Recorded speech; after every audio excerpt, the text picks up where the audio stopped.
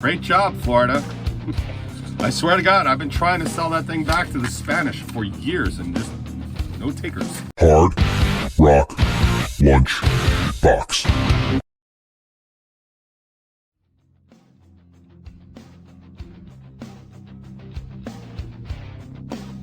Oh man, what is up, everybody, and welcome to yet another edition of the Hard Rock Lunchbox. Once again, my new camera angle is blocking my ability to see, but don't worry, I'll make it worth your while somehow.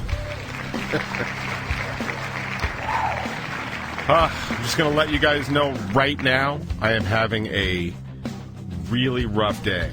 I am running behind on basically every single aspect of my existence. I am behind the 8 ball at work. I am behind in everything. Revel 9 related. I'm behind in everything Hard Rock Lunchbox related. I don't even have the words for it. You ever have those weeks? Like, just literally behind on absolutely everything that exists for me. And I'm really struggling today. So I'm going to ask everybody's patience for some... or understanding. You can keep your patience. Understanding would be good, but we've got a pretty good show for you today. We've got a very good show for you today. Actually, we have another Talk 20 coming up at 1 o'clock, where we have a live guest. We're going to be interviewing Rauli V, who I've been playing his song Bonnie and Clyde here on the box, and I really kind of dig it. And I just found out last night that Rauli V was going to be the guest this week on Bacon Is My Podcast. So if you want to check him out real quick before the 1 o'clock live interview, feel free to check out the 7 questions with him from last night. I checked it out. I have some stuff to talk about with him about that. And then, of course, he'll be live, or not live, he'll have the full interview on Monday over with the boys over in Bacon Is My Podcast. And that you can check out on Strangerhood TV and all podcasting platforms. Let's just go through the basics of basic housekeeping. There is a new episode of the Top 20 up today. It is last week's, where I talk about people not being super smart, and that's not super surprising because I do that often. I talk about the divide and the ridiculous notion that because the COVID vaccine is not 100% effective, it's not at all effective, and there is a difference between the numbers 100 and 0, and I would expect everybody that could get a B+ or higher in mathematics in high school to understand that, but it is kind of supporting my case about how maybe dumb people don't totally understand basic stuff like that. We talked about how Pluto's a planet. There's a lot of good stuff on the Top 20. If you want to check that out, that is also on Strangerhood TV. On a side note, and I know I've been kind of bemoaning this point lately, and I apologize if I've said it too often. A lot of times I get confused between what's actually being said in my head and what's being said out of my mouth hole. And I do that often. I know this sounds silly, but and I think other people do this. I don't think it's just me.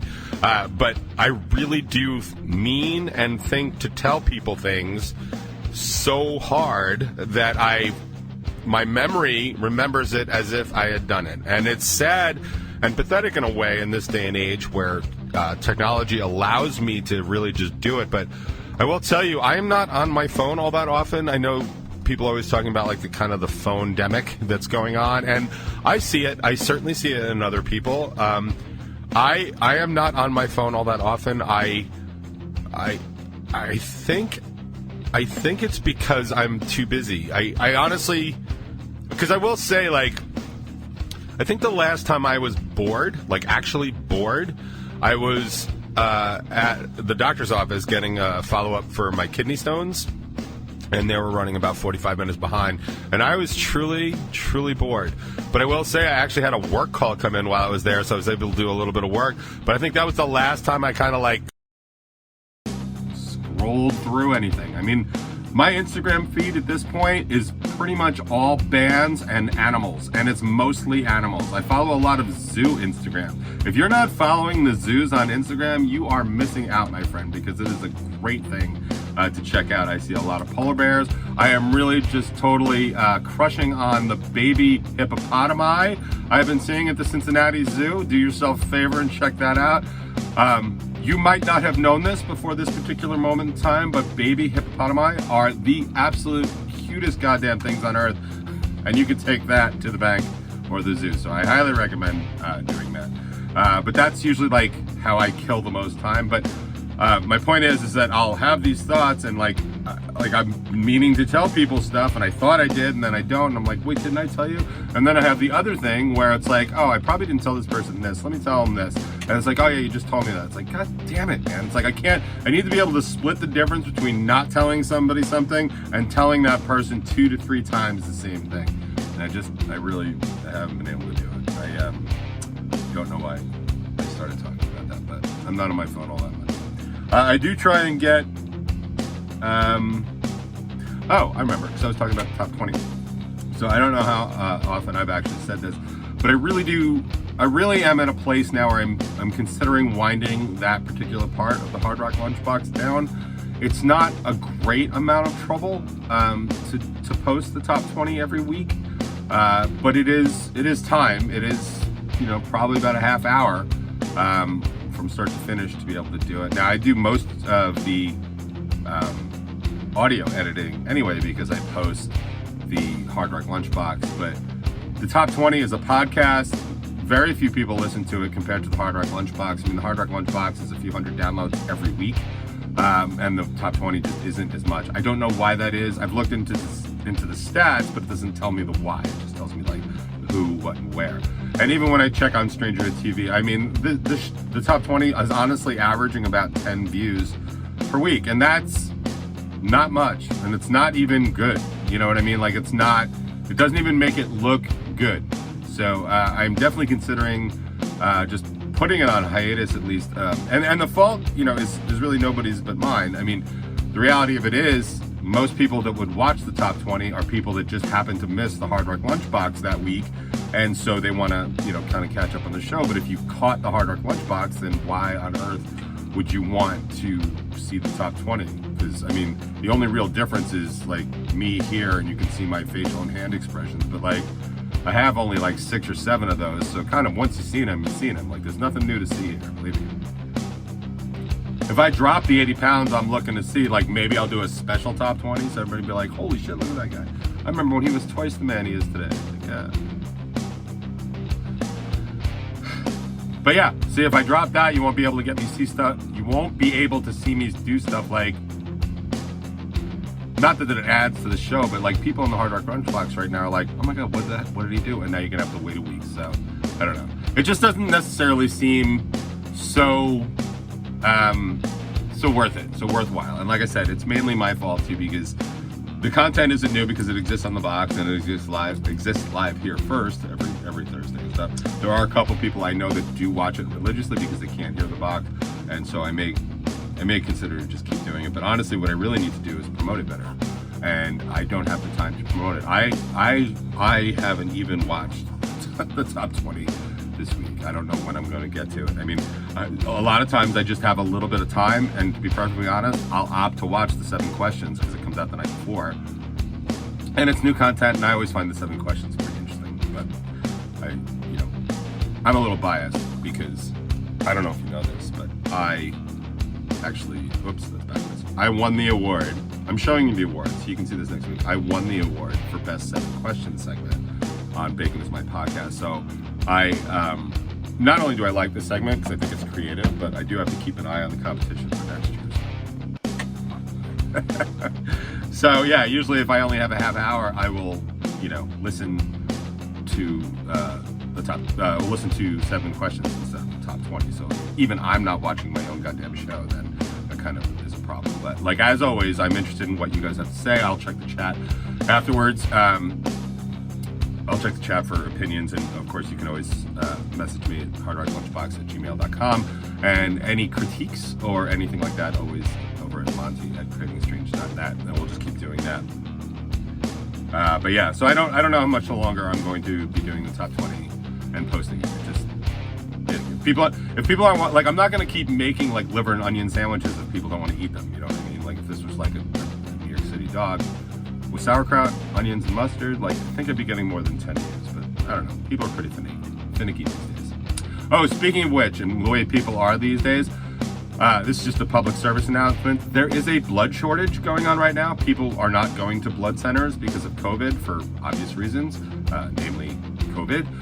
But the New York City blood centers, they were saying like they're averaging about 20 people a day when they used to be averaging like 60 people a day, and this is really causing a blood shortage. So if you have the opportunity to donate blood, New York City and New York State would greatly appreciate it. I have not donated blood in a long time because the last time I went, I passed out. I passed out because I think. Now, from what I've been told, the way that this kind of happens is it sort of takes two things. I have to not be in the best condition to be giving blood, and that was certainly on the table. But also, they're different size needles, apparently, and they used too big a size needle, and my blood volume just completely bottomed out, and I passed out. It's not that big of a deal, but apparently, but it's super uncomfortable, and I don't want to ever feel like that again. So I'll probably go back another time. Maybe if somebody I know is running the blood drive and is actually going to do the blood, and I can be like, hey man, this happened last time, then maybe I'll do that. But also, I was late to my blood appointment. I hadn't eaten. I basically did 3 things wrong of the 5 things that they say not to do. So like, again, in empowering my own acceptance of my flaws and frailties, like that was totally on me, and I effed that one up. But doesn't change the fact that it scared the hell out of me, so I don't necessarily know that I want to do it again.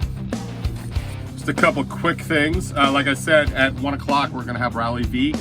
He's going to be our live interview for the Talk 20, which I will keep doing because that is kind of new content and it's Zoom stuff, and I find it to be super interesting. So even if I don't do the Top 20 anymore, I'll probably do the Talk 20 because I think those things are cool, and I like being able to interview people. I like doing it in short bursts and stuff like that. And I find out a lot of interesting stuff, and I meet a lot of cool new people. So that's probably still on the table, but that's definitely going down at 1 o'clock. We'll talk to Rauli V for about 20 minutes, and yada yada yada and yada yada yada. I don't think I have any other programming notes, or if I did, oh wait, no, I do. I'm wrong. Excuse me, I'm wrong. So yeah. By the way, the full interview out on Bacon Is My Podcast this week is Youth in Revolt. They're a band. Check them out. Again, on Stranger TV. So, in terms of upcoming shows, we have a show January 29th at Barnum Ballroom. That show is still on. We were kind of not sure if it was going to happen, if it was going to COVID closed or whatever. The Nassau County Executive is an anti-masker or anti-mask mandator, so the landscape in Nassau County has kind of changed dramatically, foolishly, in my opinion. Study after study after study have said that districts and stuff that have a mask mandate have an increased drop in COVID cases and COVID hospitalizations and COVID deaths, and ones that do not have it are still rising. Now, New York City and the surrounding areas are declining under the Omicron wave, I guess, which is great because it's, when you're infecting 50,000 people a day or whatever it is, like you are going to blow through people eventually. So I'm glad to say that it's kind of like on the wane, and that's fantastic. So those things are decreasing. So it looks like the show is going to be not affected by this. The one main change, the one thing you need to know about it is that we did not distribute tickets because we were, all of us, the production company, the venue, and us, we were just like, I don't want to be giving out tickets and selling tickets and handling cash and stuff and then have to give all these refunds, even though we probably could have just rescheduled. It's really difficult to do that. So all the advance tickets are going to be available from Eventbrite, and I'm going to start sharing that information now that they've updated the show flyer. I'll start doing that today. Now, the reason they've updated the show flyer is because the middle band I never heard of before this show, dropped out. And so all new episode is stepping in. Anybody that listens to the box, I'm sure knows all new episode. And it's going to be great. I think the last time we actually played at Barnum Ballroom, when it was still called The Hub, we also played with all new episodes. So it's becoming kind of a thing. And it's not necessarily a bad thing either, because I love those guys. But in my opinion, the show just got 150 times better. So that's going to be going on. Barnum Ballroom is in Island Park. It's formerly The Hub. If you've ever been there, it's the second floor above the billiard room. So it's a cool little venue. It's a big venue, which means that we can, socially distance and stuff. And anyway, it's going to be fun. Tickets will be available at Eventbrite and through the band. So I will let you know those things as soon as I know them. But I'll be posting the Eventbrite notification probably later today, actually. Yeah, so that's January 29th, Barnum Ballroom, Island Park. We don't have another show until mid-March, so now would be a good time to see us. I will tell you one super secret thing, if you want to just lean in a little bit. We're doing something really, really special for this show, something we'll probably never do again. So, and I think it's super cool, so I would try and go to this one, but that's just me, I'm biased. In other news around the world, I did grab some stuff. It is a little political, but only because it involves politics and politicians and stuff like that. I just want to point out that this dude, my current favorite dude from Florida, Matt Gaetz, who is the poster child for basically being an asshole, he's going to be indicted, and I'm going to laugh my ass off because the good people of the Panhandle of Florida just keep electing this dickhead, proving just how smart they are. I mean, the reporting from Mark Caputo on this is just unbelievable because he has been on the hook for some real shady shit, which is my favorite thing when values Republicans get called out for this kind of stuff. This dude, I'll just read the first couple of things. So Matt Gaetz' ex-girlfriend gave testimony Wednesday to a federal grand jury investigating him for sex crimes. A major development suggests the Department of Justice may be moving closer to indicting him. Yeah, the ex-girlfriend, name being withheld, blah, blah, blah, blah, blah. She said, testifying in an investigation into whether Gaetz in 2017 had sex with a 17-year-old female for money, and whether months later he and others violated a federal law prohibiting people from paying for prostitutes overseas. Legal sources familiar with the case say Gaetz is being investigated for 3 distinct crimes: sex trafficking the 17-year-old girl, violating the Mann Act, which prohibits taking prostitutes across state lines, and obstructing justice. I gotta tell you, kids, when obstructing justice is the least of your crimes, man, you are a bad dude. Great job, Florida. I swear to God, I've been trying to sell that thing back to the Spanish for years and just no takers.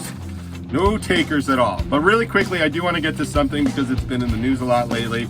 You're probably going to hear a lot more about it in the news because the Senate is rushing to get something passed by MLK, which is Monday. So we will not have another box before then. So I just want to kind of explain a little bit to anybody in my listenership what's actually going on and what's actually at stake.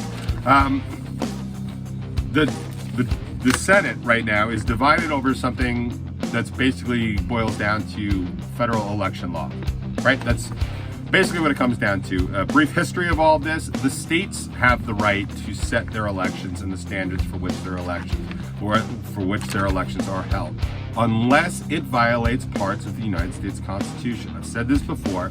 The part of voting in this country is in more amendments than anything else in the Constitution. So voting is a federally protected right, and states cannot infringe upon those rights. They're allowed to hold these elections however they choose, as long as it doesn't violate federal statute or basically the Constitution. That's why in the 60s, the Supreme Court upheld the Voting Rights Act that basically allowed African Americans to vote kind of unimpeded. I think we can all agree that that was probably a good idea and very, very much needed in the incredibly segregated South, right? So that is an example of when the federal government steps in. What is happening now is very, very similar, but it's under the guise of trying to keep elections, trying to maintain the integrity of elections. Excuse me, which is all well and good, but the problem is there has been no findings of any disintegrity of the elections. It's only been speculation, it's been lies, and it's been slander. And so if you say something long enough and you try to protect it, then you're going to end up with a problem. I have not seen this level of misinformation and propaganda since I studied McCarthyism in the Red Scare. That's exactly what this is. Everybody's afraid that these elections are being tampered with and manipulated and rigged and all that other stuff, and yet there is zero proof. In fact, of all the court cases that have come through and all the prosecutions, every single instance of voter fraud has been for somebody voting with their dead grandmother's vote certificate for Trump, which I find hysterical. And people are still leaning into this. So what has happened is a lot of states, 19 states, have actually passed more restrictive voting laws. Now, as I said in the lead to this, voting is a right protected by the Constitution. It is granted through the amendments.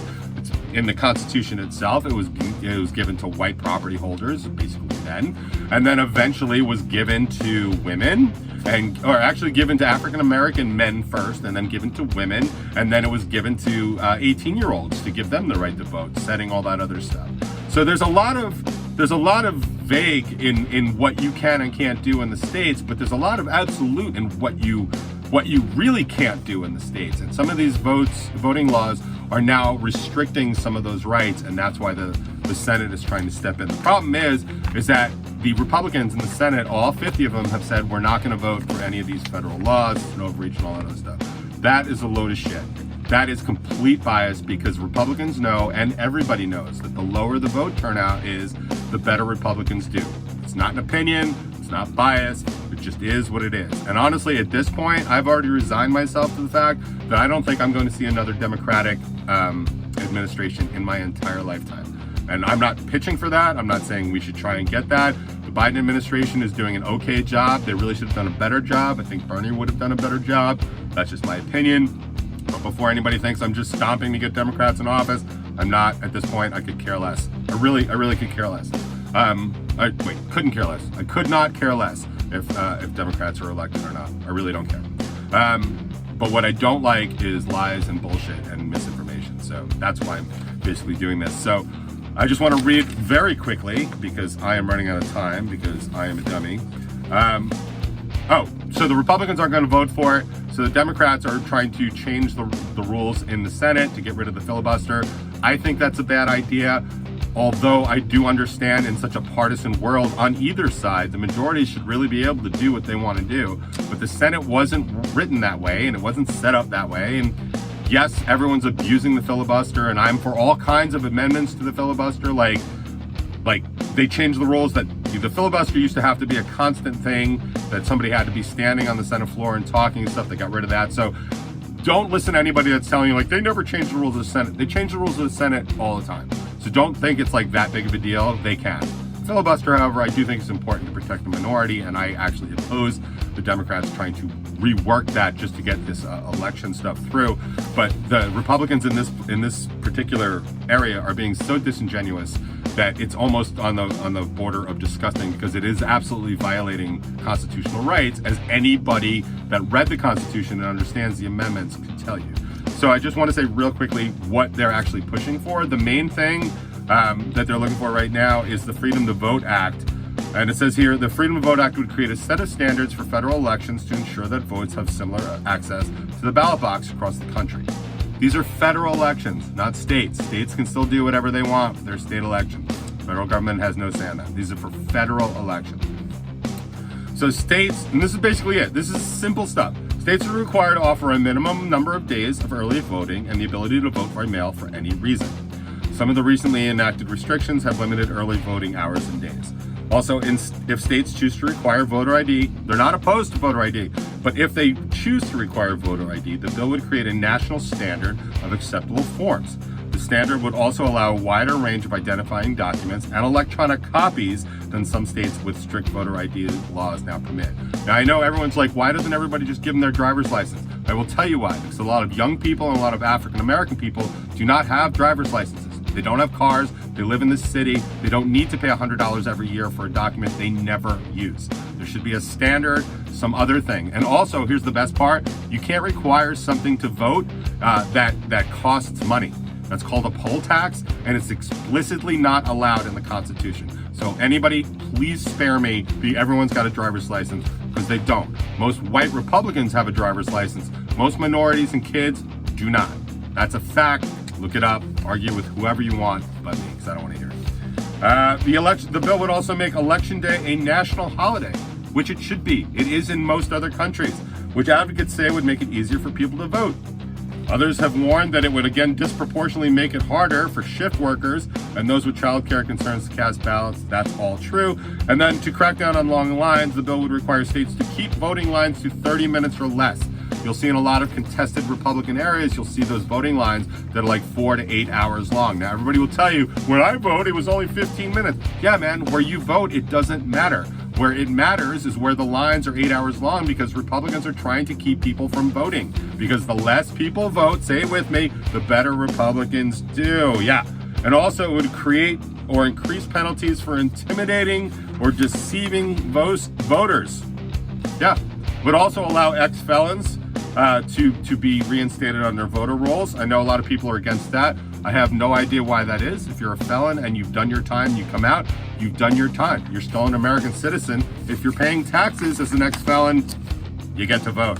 I seem to remember something about taxation without representation. I don't know where did I hear that.